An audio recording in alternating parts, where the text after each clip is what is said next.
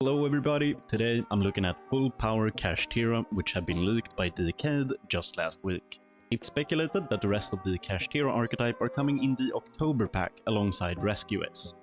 This video is actually a re-release of a video I recorded before Kashtira's initial release, when we didn't know exactly what Kashtiras were coming. This means that I will do some meaningless speculation during the video, but the information about cards and playstyles are still relevant. Notably, we got Rise Heart early in Master Duel, which means most players already know what he does. And throughout this video, I will assume you have a base knowledge of the Kashtira archetype. Take it away, Max, from a month ago.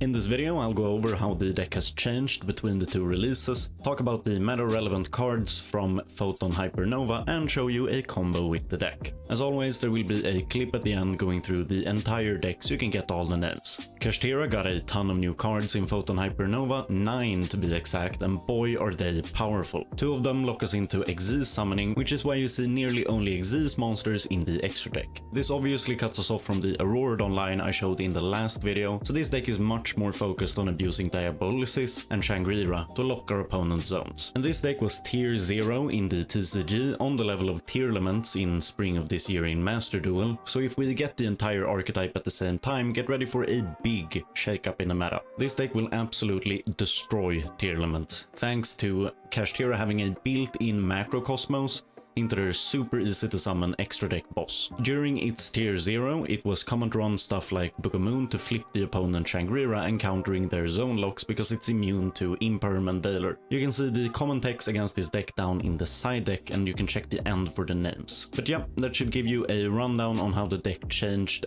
between the packs. Let's take a look at the individual cards, starting with the man himself, Rise Heart. And he's back in yet another archetype, and he does not disappoint. If we control another Kashtira, we can special summon him. This locks us into Xyz monsters as I mentioned earlier.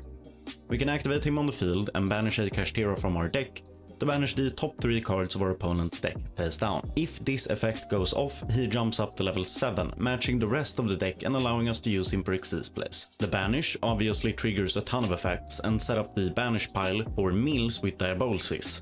If you remember from my last video, he can banish meal cards equal to the number of face down banished cards already. Without Rise Heart, that takes time to snowball, but with him we can get a jump start. And because of that interaction, it's not impossible to meal your opponent out a la Runic, but even better, since it's all face down, we can do it even faster. The other main deck monster is Scareclaw Kashtira. It can quick effect special summon itself during the main phase, and then banish a Kashtira or Scareclaw from the hand or graveyard. It can attack in defense position like a super heavy samurai, and if any of our Kashtiras battles, it negates the opponent's monsters until the end of the turn. It being able to special summon itself and being a level 7 is perfect for our rank 7s. And the banish effect has positive interaction with another card I'll go over next, and makes it into a semi-search for any Kashtira card if you combine it with Rise Heart. The second effect is great to dodge stuff that can't be activated in the battle step like negates, and makes it rough for the opponent to battle with us at all. Another fantastic addition to this deck. Kashtira Theosis lets us special summon a Kashtira from the deck with a different attribute from a Kashtira we control. This locks us into Xyz summoning just like Rise Heart, and if it's banished we can target another Kashtira card and add it to hand. And this is the positive interaction that I mentioned earlier.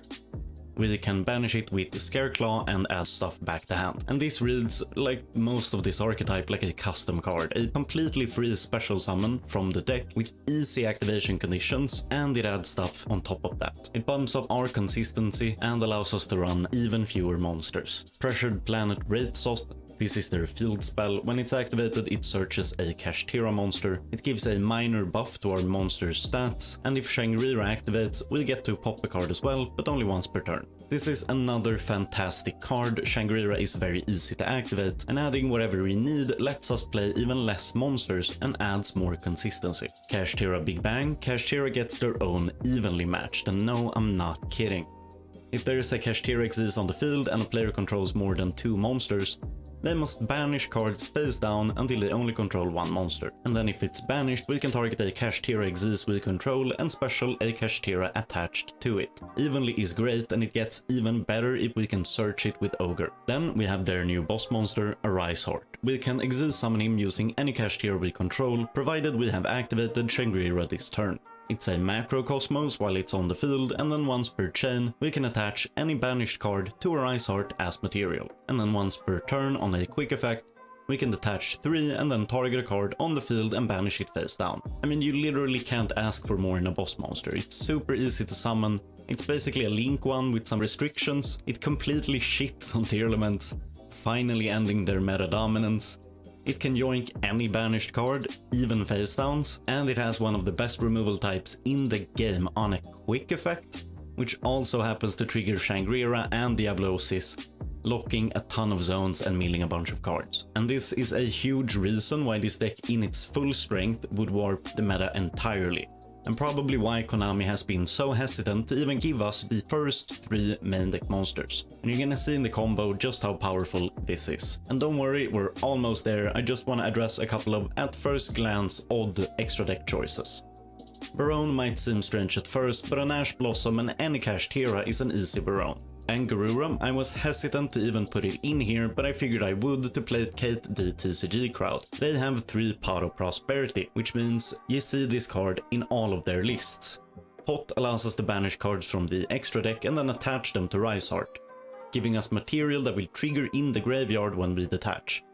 That's amazing, but since we only have access to a single copy of Pot, it felt kinda silly to allocate more than 1 extra deck slot to just a one-off.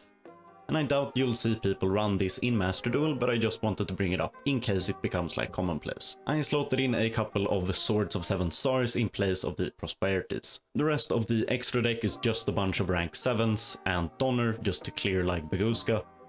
And in the main deck is just staples and hand traps or cards I covered in the last video, so let's jump straight into the combo. Alright everybody, so this is gonna be the combo for Kashtira. We're gonna start off with Fenrir and activate his effect. That's gonna allow us to search pretty much anything, and we're gonna grab Rise Heart. We're then gonna activate Rise Heart, set him right there, and activate his effect, banishing anything we would like, let's say Big Bang. Can then activate the Theosis on one of our boys and summon out the Unicorn. Unicorn is gonna let us search Birth from deck, which is gonna let us normal summon one more time. And then Reborn from grave or banished as well. Then we activate the field spell, which is gonna let us search out whatever we want. Let's take Ogre. Ogre is going to be normal summoned using Birth's effect, using his own effect, searching out one of our traps. And then we can start going into our extra deck, starting with Shangri-La and taking the monsters we least want to have in our graveyard and be available to resummon with Birth. Then we go into Diablosis, and then we activate him. We detach one, it doesn't matter that much which one, banish one of our cards from our opponent's extra deck, activate Shangri-La, lock a zone, activate Diablosis, banish 4 cards from the top. Each time we activate our extra deck guy here, our field spell is going to trigger to allow us to pop a card as well. We're not going to do that, we're just gonna lock another zone. Then we can activate Birth to summon back the Fenrir, and then offer the Fenrir for a Rise Heart. And this is gonna be our basic turn 1 board with 3 cards in hand, a trap we searched, interaction in a Rise Heart. We can lock stuff down with Shangri-La, and Diablos can banish a bunch of stuff. You'll see it's completely insane. It's gonna get started here. We can activate this just off the top. And Shangri-La will allow us to summon out a monster. We're gonna summon Fenrir and not trigger our field spell. We're gonna keep that around. As soon as he activates a monster, we're gonna banish his card. This is gonna allow us to trigger Shangri-La and lock a zone.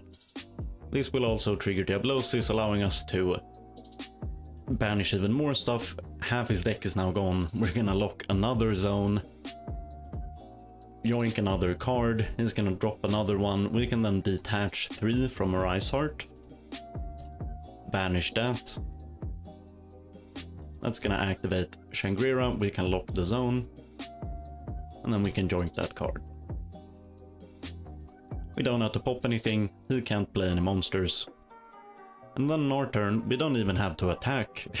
It's just that silly. We can change this into attack and then normal summon this using Birth. Activate this Diablosis, detach 1. Gonna allow us to banish whatever we want. Which obviously will trigger Kashtira and Diablosis. Diablosis will then banish 18 cards from our opponent's deck and they will have no cards left. At this point, we don't even have to play the game, we can just pass and win. So yeah, if this gets released into Master Duel, the game is over. This is insane. Like, Tearlaments can't even beat this because Arise Heart is a Macrocosmos. So I'm a little terrified, honestly, because goddamn. Milling your opponent's entire deck super easily, like win turn 3, turn 4, just pass and win, lock their entire field zones, they can't play anything, just banish a ton of stuff. This is crazy. So yeah, I guess we'll see if Master Duel survives or not. Like, comment, subscribe, you know the drill. I'll see you guys later. Bye.